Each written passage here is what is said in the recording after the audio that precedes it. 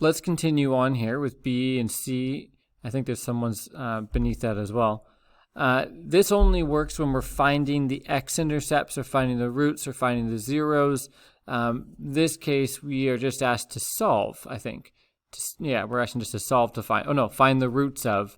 But that's the same thing as solving, finding out what x equals. Now, this always has to equal 0. So maybe what I'll do is I'll minus the x and I'll minus the 3. Now, I could just move over this. But then that's a negative 10, and I don't particularly like that. So I like the x squared to always be positive, so I'll minus those over here. I'm going to run out of room. So I got a 10x squared, and I can't combine it with the x, so that'll stay separate, and I can't combine that with the 3. So that's that. Now off the side here, I'll write down what my a, b, and my c are. My a is a positive 10. My b, there is no number there. It's a negative 1. And c would be negative 3. So I can put those into my formula, which I've already put right here. So I've got a negative b. Now what is b? I wrote the negative already. What's b? b is negative 1. So negative 1 plus or minus the square root b squared. So that's going to be negative 1 squared minus 4 times a, 10, times c, which is negative 3. All over 2 times a is 10. So I've got a negative 1 or a positive 1.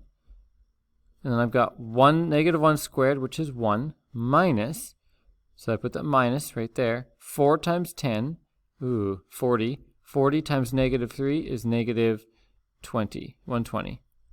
So minusing a negative 120 all over 20 on the bottom. So I've got 1 plus or minus the square root of 121 all over 20. Now that is actually 11. Nice. And this is 20. So I guess I have two options. I've got 1 plus 11, which would be 1 plus 11 is 12 over 20. That's one of my options. And then I've got 1 minus 11. So 1 minus 11 is negative 10 over 20. Negative 10 over 20 is just a half. So I can put negative a half. That's one answer. And 12 over 20, those can be divided by 4. So 12 divided by 4 is 3. 20 divided by 4 is 5. So I have 3/5 and negative a half. Nice. This, you can tell, would have been a pain in the butt. You can actually factor this, by the way.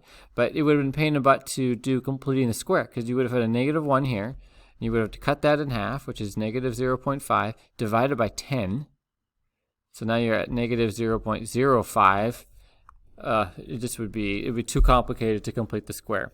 So solving it this way is actually a lot more efficient. So I'll zoom out here so you can take a look at that if you need to copy anything. And then I'll do this next one.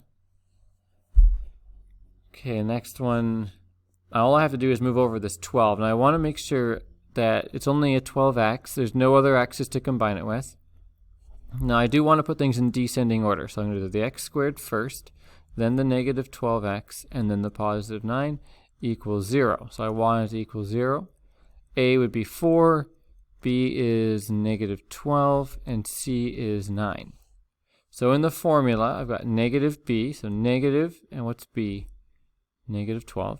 So negative 12, plus or minus the square root of B squared, so negative 12, in brackets because it's negative, squared, minus 4 times A. A is 4 times C, which is 9.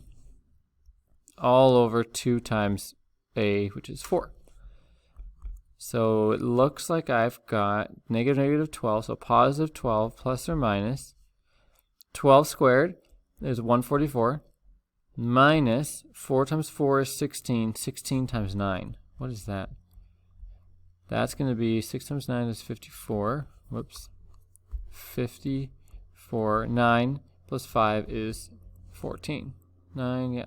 So 144 and 144 all over 8. Okay, this is strange. So I got 12 plus or minus the square root of 0 over 8. The square root of 0 is just 0. It's just gone. So I guess I just don't have that. So I just have the 12 over 8. 12 over 8, those can both be divided by 4. So you can get a 3 over 2. Okay, so I only have one answer. And so what I'd like you to notice is that inside here, inside this inside the square root, when we got numbers like this, 25, that gave us 2 answers. They were nice. Here I got the inside of 121. I got 2 answers. Here I got the inside of 0, and I got 1 answer. And that's actually a pattern there. Whenever you get a 0, if you plus 0 and you minus 0, adding 0 and minusing 0 is the same thing. So that's why it can just be crossed off. You only get 1 solution. But when the inside here was a number, we end up getting 2 solutions. So we'll look into that a little bit more after. We're going to do the next 3 questions in the next video. So I'll just zoom out here, and you can see B and C. And make maybe a little note to yourself. When the inside was 0, we only got 1 solution.